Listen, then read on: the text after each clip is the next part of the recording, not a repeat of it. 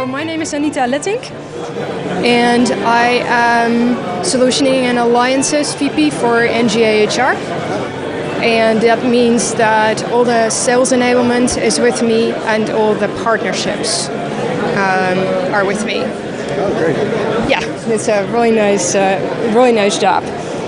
So are any of our partners here? Yes, they are. We partner with all the main HR companies, so the cloud companies, so Workday, Oracle, and SAP SuccessFactors.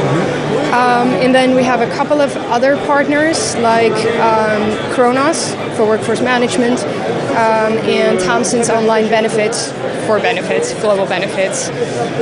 So that is really the majority of our HR-related partners. And on top of that, we also work with T-Systems for infrastructure and hosting partnerships. So that is, in a nutshell, the most important partnerships that we have. We have a couple more partnerships, but they're mostly local in nature. And my responsibility are the global alliances. So the alliances that we use in our enterprise solutions. Okay? It's a big job. It's a big job.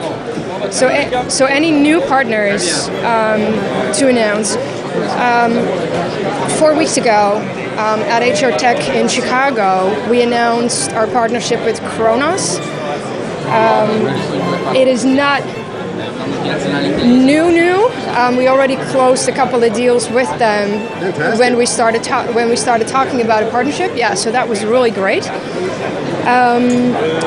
It is a services partnership around workforce management. So we use their time component in our solutions for complex time problems, or to solve complex time problems.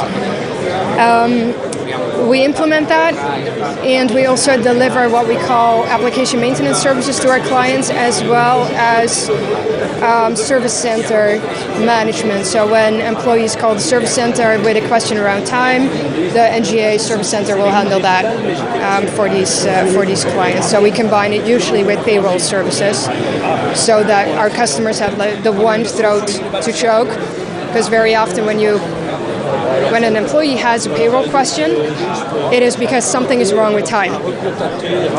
And it did not come up properly on their pay slip.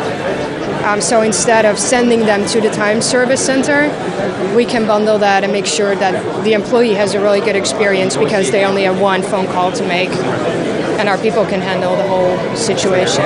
Shared service type offering? Yeah. So what we do for clients is mostly for multi-country, so multinational clients, is we take over the responsibility for running their HR technology, and on top of that, we will do their administrative processes.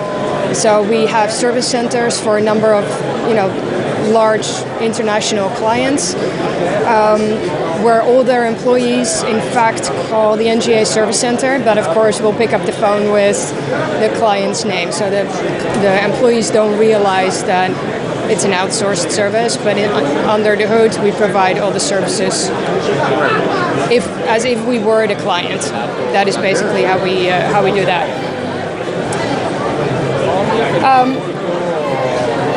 We feature a couple of our partners' products. So the thing is,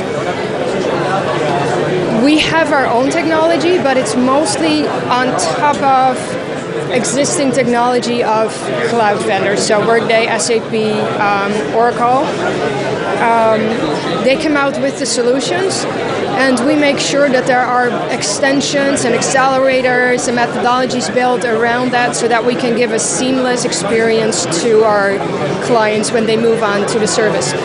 So that means that we don't, in the enterprise world, we don't build our own HRIS. We use their HR systems, but we overlay that with systems that we so with enhancements, as if it were. So we build our own service center tooling, which is called HRW, which govern everything that happens in the service center. So SLA management, KPI management, ticket management, everything that goes on is registered in the My HRW That is what we built. Yeah, that is what we built. We also have an additional technology that we use, which is called payroll exchange, and that ensures that all these cloud solutions can integrate with local payroll, because very often they're global in nature and they're missing the local data fields. So the PEX layer picks that up. So if you enter a new employee and the HR system does not feed all the data fields that are necessary for payroll, the PEX interface will signal that and put a screen in front of the HR person to say, look, for this country, we're missing these 14 fields. Please fill them out. And once you've done that, your employee is on payroll. So for me, it's so first of all, it's where we announce new partnerships and new offerings. So that is really great because you get to talk to the clients or potential clients immediately about the new things. Secondly, it allows us to have meetings with the partners in a little bit of an informal setting. We usually go back and forth between booths. Whose booth do you go to, theirs or yours?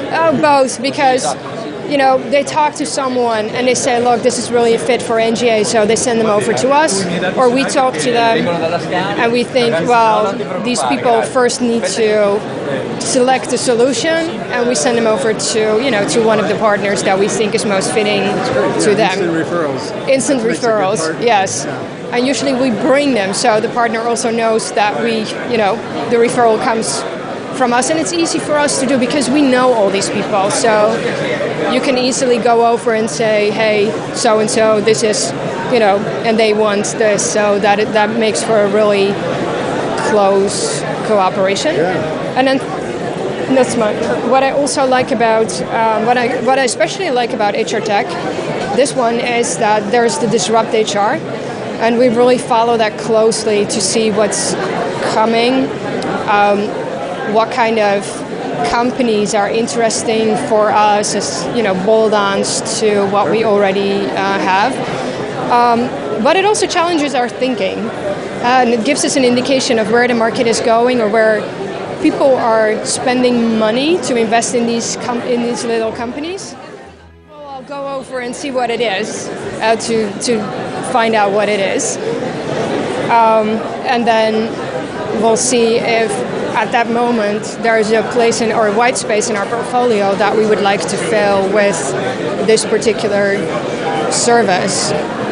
What we typically don't do is have 5 partners for the same service. That does not work. So we follow a strategy where we partner very closely, or we work very closely with our partners.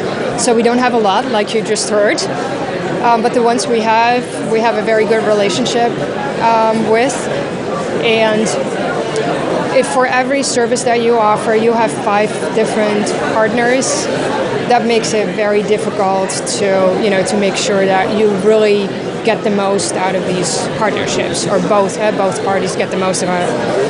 And if I were one of the other partners, the question would be, how serious are you? If you have I thought we were friends. 6 of the same services, how are you going to select me? So, and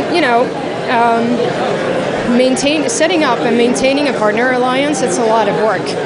And it takes some time before you really understand each other and know exactly how to work together. That is not possible with 30 partners.